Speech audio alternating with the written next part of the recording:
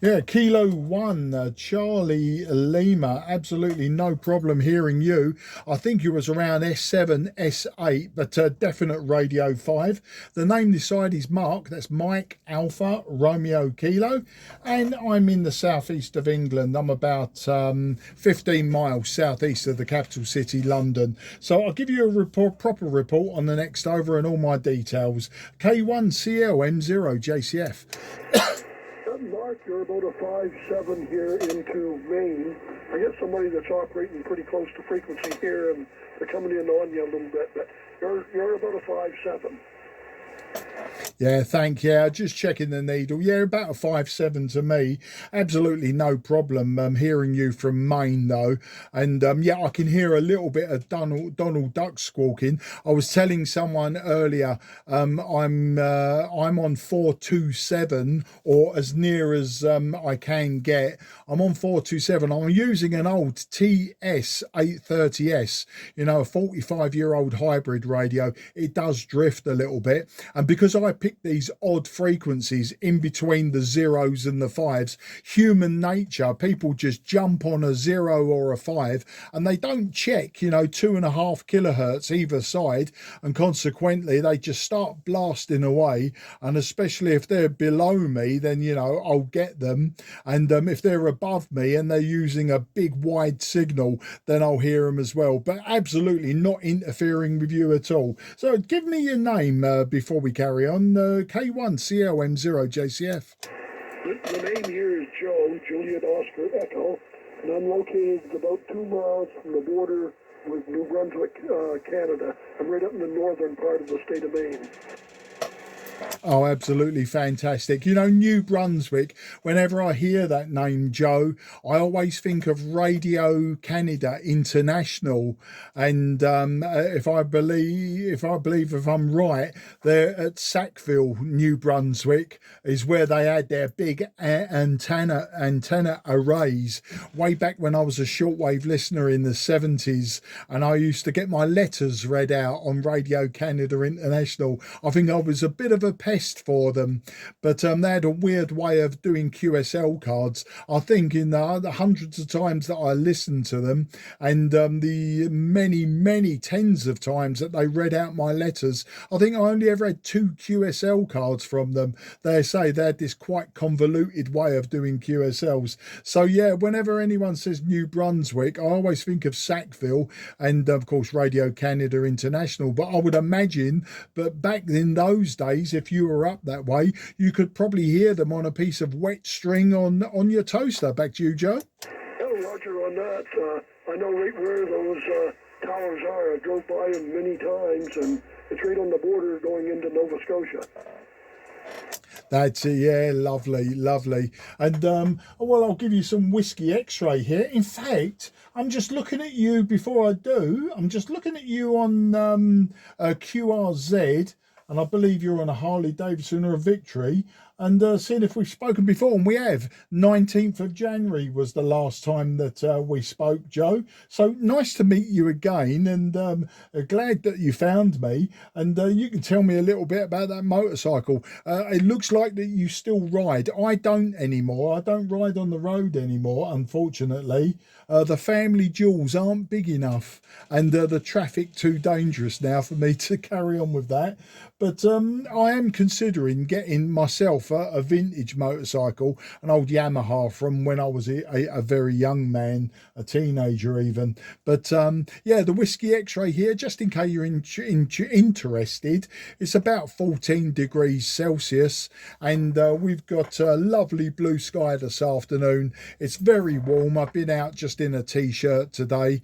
I've been doing a little bit of gardening. I planted an olive tree that was given to us at Christmas as a Christmas present. So I planted the olive tree today. That's the story, Joe. K1CL M0JCF. Yeah, we're at 11 degrees Fahrenheit right now. This morning when I get up, it was minus 12 Fahrenheit, 12 below zero. And then I guess on towards the end of the week, supposed to be up in the 40s, next week up in the 50s. So we still have 1.5 foot or so of snow on the ground. Oh, right. Oh, you got proper winter then. You know, us Englishmen, all we like to moan about is the weather. And we don't see snow anymore. It's a thing of the past. When I was a young man, when I was a boy, and I'm really starting to show my age now, we used to be knee deep in snow for like days, if not weeks. -12. Now, that's just ridiculous. That's far too cold for me. I moan when we get down to about 2 degrees, let alone going into negative figures. But yeah, I suppose over the winter, we've dropped down to about -5 Celsius, so into the 20s Fahrenheit. But no, not as cold as that. But spring is on the way. We've got here. We've got all of the trees, the classic Japanese cherry trees, that sort of thing. They've got all their pink and white blossom now, so summer's coming, and we've had all of the classic first of the year flowers coming out of the ground. So we've had the snowdrops, we've had the crocus, we had the daffodils. All very typically English late winter, early spring flowers. So yeah, just enjoying the sunshine we've got today, and hoping that it just carries on. Joe, back to you. Yeah, we will be probably mark the middle of May, between the first and the middle of May, before we'll get on the ground and start planting anything. I'll start pepper plants probably this week or next week. Start those inside under grow lights for the garden, but we won't be putting anything in the ground. The crops won't go in until probably between the first and the middle of May before they'll get started planting stuff. We're in a high agricultural area. They plant a lot of potatoes here, grain, oats and barley, broccoli, cauliflower, and romaine lettuce. Farmers do. Oh, well, that sounds absolutely fantastic. I used to think I was a keen gardener, but it sounds like you're an actual farmer. Yeah, I mean, if I travel just a few minutes east of me, I'm into the Kent countryside, and it's all typical, farmland around there. And is both arable farming and like livestock. And of course, if I go in the other direction from my house, then it's just bricks and concrete. So and a few parks. But yeah, it sounds like you've got yourself set up, and you say pepper plants. Now, I'm thinking bell peppers or something like that, or are they more the more spicy peppers? What are you growing there, Joe? Back to you. I'm growing bell peppers, and I'm also growing jalapeno peppers. I plant probably about 40 plants of each in the garden, and we pickle the jalapenos and stuff, and stuff them, and wrap them with bacon, put them in the oven and bake them, and they're good. Oh, that you got me now. You've got me now. Jalapenos stuffed, wrapped in bacon. It sounds like food from heaven, there, Joe. I like my jalapenos stuffed with cream cheese. Yes, I have wrapped them in bacon before now, but stuffed with cream cheese and roasted in the oven for maybe 10 minutes or so. So just as they're losing their firmness, just before they go really sloppy, and I can pound them down like it's no tomorrow. Joe, back to you. Yeah, no, they're real good. In fact, we usually freeze probably 15 or 20 packages and put them in the freezer, and then pull them out and stuff them through the winter, and wrap the bacon on them and cook them. So they're good. They're good. Absolutely fantastic. Well, my brother lives 30 miles away from me in the Kent countryside. He hasn't got a farm. I think he's probably more like you. He's got a small holding. So, he keeps pigs, he keeps ducks, chickens, turkeys, geese, that sort of thing. Then he's got a nice piece of land where he grows stuff. He's got a polytunnel, the polyethylene tunnel, which he starts off all of his home crops. And he grows a lot of chilies, not so much the bell peppers, but he does grow the different varieties of chilies. And because he grows so much, I normally end up with complete plants hanging up in my garage where I am now. And some of these chilies, the bird's eye chilies, are phenomenal. They will make your nose bleed. They're so good. But I'm a glutton for punishment. I do like a chili, Joe. But Joe, tell me more about the in your QRZ page. There's a photograph, I believe. I'm just assuming it's you, and the motorcycle you've got there. Tell me, what is it, Joe? Back to you. That motorcycle up in the top right-hand corner, that is an Indian Pursuit. It's a model they came out with probably in 2022. This one's a 24, and it's a fixed fairing with a liquid-cooled engine in it. And it's a 20 bike. Works real well. I've had, I think, 20 new Harleys over the years, and 2020 I went to Indian. I had a 20 Roadmaster, and I had a 22 Roadmaster, and I bought this 24 Pursuit.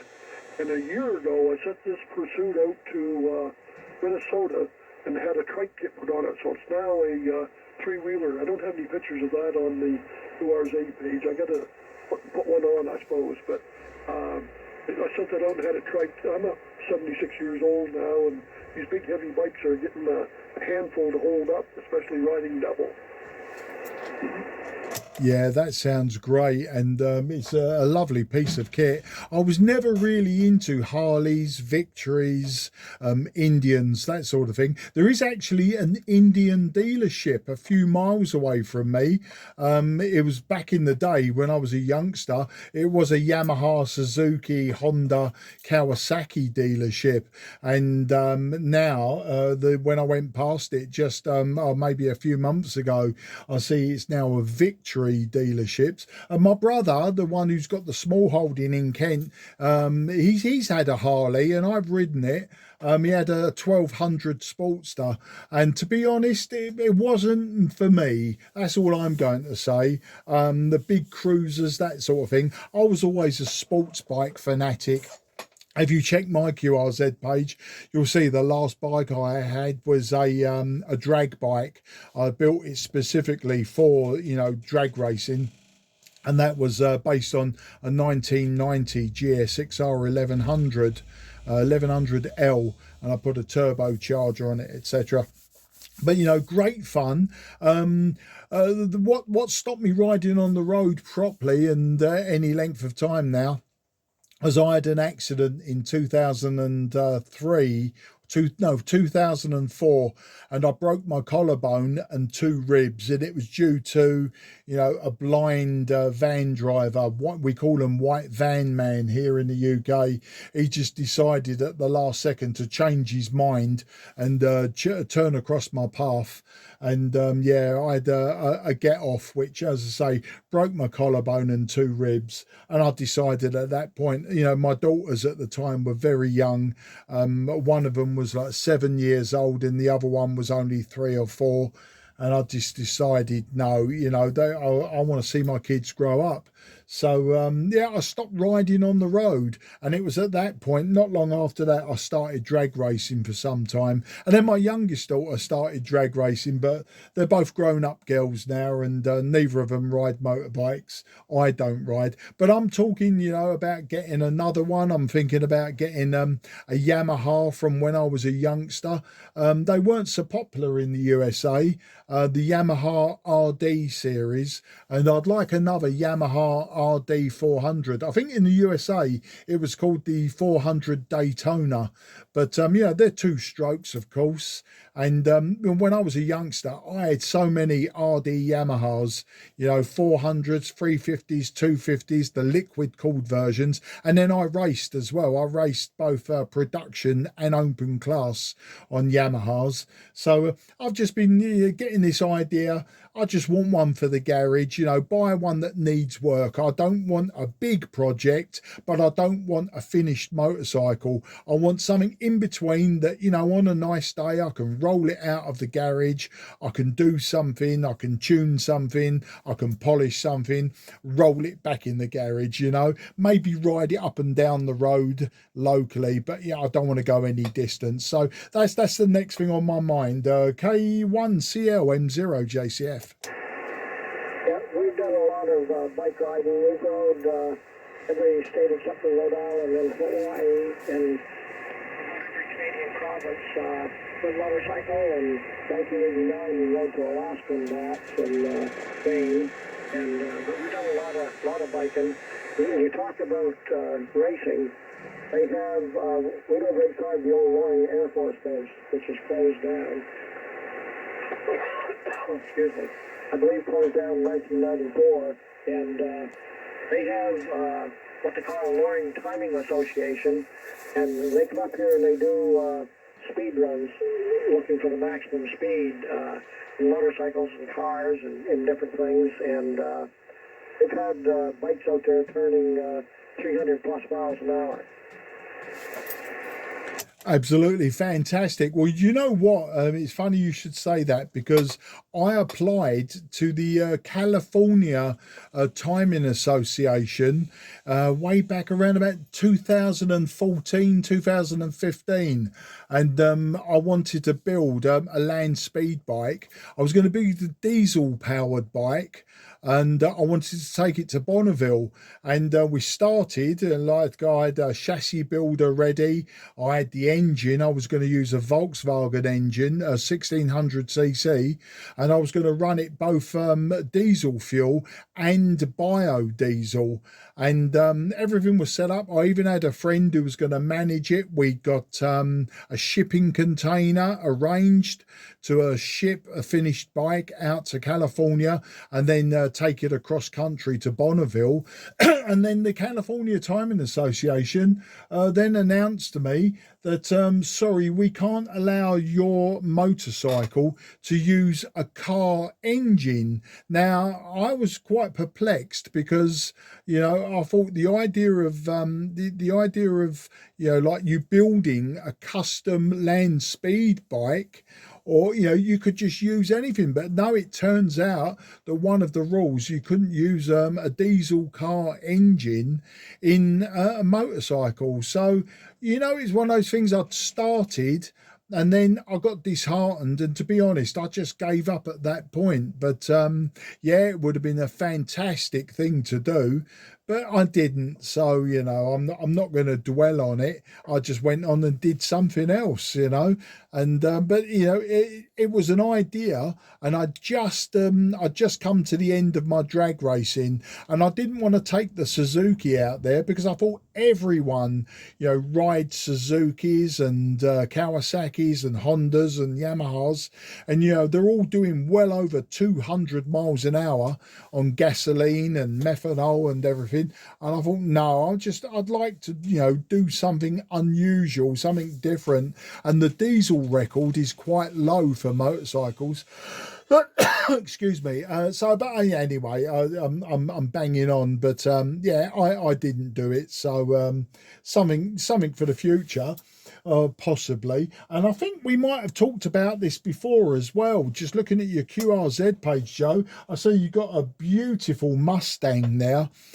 Something that I really do like. I like the old pre-1972 muscle cars. I've got a good thing for, you know, Chevys and Pontiacs, but the Ford, yeah, the Ford, the GT 500, that sort of thing, the Mustang, Shelby Mustang, of course, you know. And then I see you've got that beautiful truck below that. It's sort of all becoming familiar now. I do remember speaking to you before about all of this, and the Cobra, and I was also wondering if that is an AC Cobra, or if it's just a kit with a big, you know, a big V8 in it, and if it's you know, a kit, or if it is an actual Cobra. Back to you, K1CL M0 JCF. I know the Cobra was a kit put out by Shell Valley. I purchased it, and it kind of was a rolling chassis, and then put everything together, fitted everything, had it painted and things, and put a new Ford racing crate engine in it, which was a 351 around 360 horse. I had a Tremec 5-speed in it, Ford 9-inch locker, the rear end, and it was a nice working little car. Yeah, well, it certainly looks stunning in the photographs. But there you go. I mean, it's something that I dream about. I've always said, if I was a lottery winner, if I win, our equivalent to the Powerball or something, I would have a big garage or warehouse full of these big old muscle cars from the 50s and 60s from the USA, a nice 454s, 455 Pontiacs, that sort of thing, big Chevys, the big Hemi, I think you can't beat the sound of a big Hemi. But there you go, we can dream. And as I say, I could have done it years ago, but sometimes it's justifying all of that money. And I decided just to stick to the two wheels and ploughed a lot of my money into two wheels. But maybe one day, as I say, we buy that lottery ticket, we win the big one, the world's my oyster, and I think we'll just go crazy and just have a garage full of all of that heavy metal, probably just to stare at, maybe take it out every now and again and then move it on and buy something else. But sounds like you're having great fun up there, and I can see as well in the photographs with the Mustang you've got, sitting in snow. So I would imagine that curbs a lot of high-speed shenanigans for a best part of the year over winter. Back to you. Yeah, I never really run that in the winter. I pulled it out to take some pictures of it, put it right back in the garage. I never even did run it in the road or anything in the snow. I pulled it out of storage, took some pictures, and put it back into storage. Oh, right, okay. Well, yeah, I think that's how I would be with motorcycles. You roll it out, you look at it, you polish it, you admire it, you take a photograph, you put it all over social media, and then roll it back into the garage. The only problem with my garage at the moment is absolutely full up with amateur radio gear, so something would have to give, and that's the problem, isn't it? I've got several hobbies on the go that all seem to take up space. Now, my garage it's quite a long garage, and what I did is years ago when I was drag racing, I actually made 2/3 of it is a workshop, and then the other third is where we've got the spare fridge, freezer, the washing machine, the tumble dryer, that sort of thing, a sink out there, so almost like a utility room. But this side where I am now was my workshop. But now, since all the motorcycles have gone, I seem to have managed to fill it up with everything amateur radio and electronics. And yeah, as I say, something would have to go. There's a lot of Dexian type shelving out here, and it's all full up. It's all full up with stuff. I call it useful stuff. My wife thinks it's just a mess and junk, but she just doesn't understand. Back to you. That's what happens, Mark. You get an empty spot, and it usually fills up with something. So you have to pull something out and put something else you want in right off quick, so you don't fill it with other stuff. Well, do you know what? It's funny. Last summer, I actually put a trestle table, out in my driveway, and I actually put lots of really good stuff, really interesting junk. I put it all out there with a sign saying, please take for free. I think I had a pile of about 8 laptops that didn't work properly anymore, or they were just so out of date. I just removed all of the hard drives and just put them out there, please take. And they were gone within seconds, So somebody somewhere who lives close to me obviously likes junk as well, Joe. Back to you. Roger on that. I had a cousin when he was in probably like the 3rd or 4th grade school. He lived down in the city just outside of Boston. He would walk to school in the morning, and one day a week was garbage day. He's walking to school. If there's anything there that had wheels on it or anything like that, caught his eye and set up there side the street. He'd tuck it in the hedges, but on his way home at night, he'd lug it back. You know, dumpster diving, skip diving. Yeah, I'm sorry, I'm a magpie for that myself. Even now, my wife, we're driving down the road and we'll see a skip full of stuff, and maybe I'll just touch the brake, very, very lightly touch the brake, and she says, "No, you don't. No, you don't need it. No, you're not going to have a look." My wife knows me far too well, Joe. You know, I see a pile of gold, and all she sees is more rubbish for the garage and for the shed and for the summer house, for the loft. I think I've taken over. If it's not got furniture in that, you know, we can sit down, watch TV, or, you know, cook dinner or something like that, I tend to fill it up with rubbish. So yeah, I'm sort of banned from the house with it all, apart from the attic. I can put stuff in the attic within reason, but otherwise, yeah, it's the garage and shed. And I came home just before Christmas with a bicycle, and it was quite interesting that it's identical to the bicycle that I ride now and again.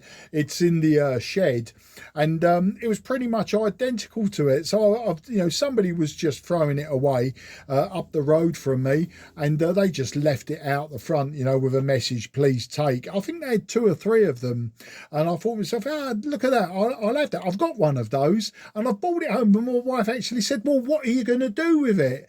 And I said, "Well, I don't know." She said, "But you've got one that looks exactly the same." And she says, "You don't ride it enough." She goes, "Why do you need two?" And it's, well, I don't need to. Here's the problem, you see, I don't need to, but him up the road was getting rid of one, and it was just too good an opportunity. I think it's quite funny.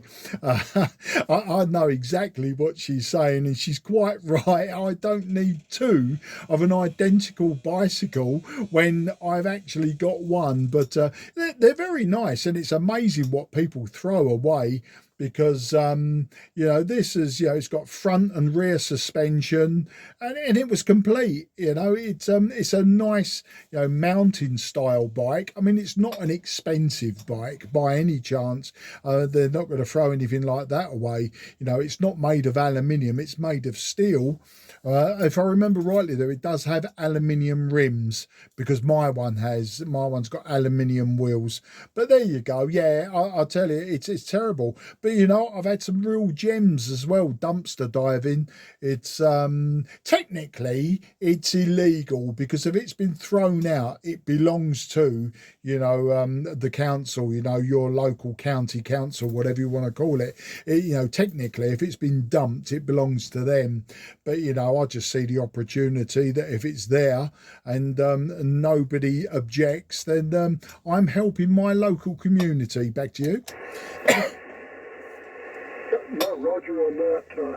Back when I get out of school, I get into radio and TV repair. When I get out of high school, I took a year course in on radio and TV repair, and that was real interesting. And I kind of like the old Zenith transoceanic radios, and I gathered up probably half a dozen of them and set them up on the shelf in the garage. They all needed work on them, and I said, when I retire, I'll go at them and try to get them going, you know, and stuff. Well, I've been retired 10 years, and I haven't even looked at one yet.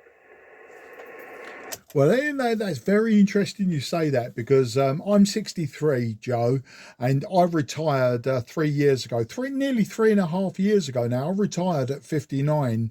I made some, I'll just say I made some wise investments when I was younger, with the plan to retire actually at 55. But the big financial crash of 2008, the financial crash 2008 put paid to that. But I did the same thing. But when I knew I was about to retire, I bought lots and lots of amateur radio equipment, with the idea that buy it now so that when I'm a pensioner, I don't have to then pay for it, you know, out of my pension money, etc., and my investments. And so I've got piles and piles of this radio gear.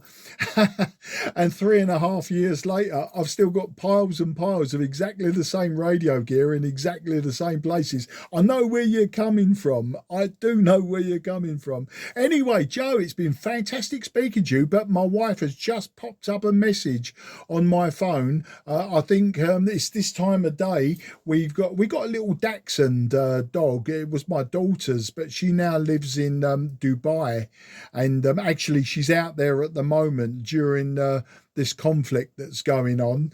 But the dog needs to be taken for a walk, his afternoon walk, and say the message has just come up, and I know it's are you ready to go? And looking at the clock, I can see it's 20 to 5 in the afternoon. But Joe, it's absolutely fantastic talking to you. It beats, you know, the usual what radio have you got, what antenna have you got, and what power are you running. To have this conversation is really quite an eye-opener. I mean, we've done everything from gardening to pepper preparations to motorcycles, to cars, the weather, and everything else in between. It's been fantastic speaking to you, but and the signals held up really well as well, which is really great. But as is always the case, my life is now getting in the way of my hobby, so I'd best go before there's trouble afoot, and I end up going to bed hungry tonight because my lady wife's actually cooking dinner as well.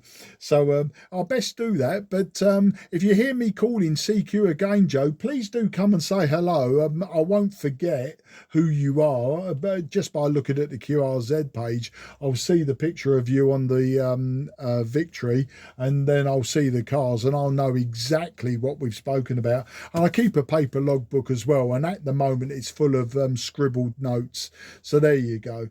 All right then, Joe, well, can I wish you and your wife and the rest of your family and everyone around you a very happy 2026. Hopefully the snow will be gone soon. It'll warm up, and you can crack on with summer. And yeah, nice as well that you mentioned New Brunswick. And you know the old Radio Canada International antenna towers up at Sackville. You know, it always, as soon as I hear New Brunswick, I think of Sackville, and I'm back to being a kid again, listening to some old boat anchor communications receiver like the AR-88 I've got sitting next to me at the moment. That needs work, by the way. It does need work. I'm rambling on. I'm saying goodbye, and I'll just listen for any final from you, Joe. And then if you want to take the frequency, you're more than welcome. But take care, good luck, and bye-bye for now. K1CL, Joe in Maine. This is Mike 0, Juliet, Charlie, Foxtrot, Mark in the southeast of England. Bye-bye, old friend. 73 Mark, and have a great evening, and really enjoy your QSO. Hope to catch up with you again later. Take care. Thank you. I very much appreciate that. Good luck, sir. This is Mike 0, Juliet, Charlie, Foxtrot, going QRT. The frequency should be clear for use. Maybe it will be taken by K1CL, but from my point of view, the frequency is clear for use. And thank you. Any shortwave listeners, please feel free to email me with reports. I do appreciate it. M0JCF clear. K1CL clear.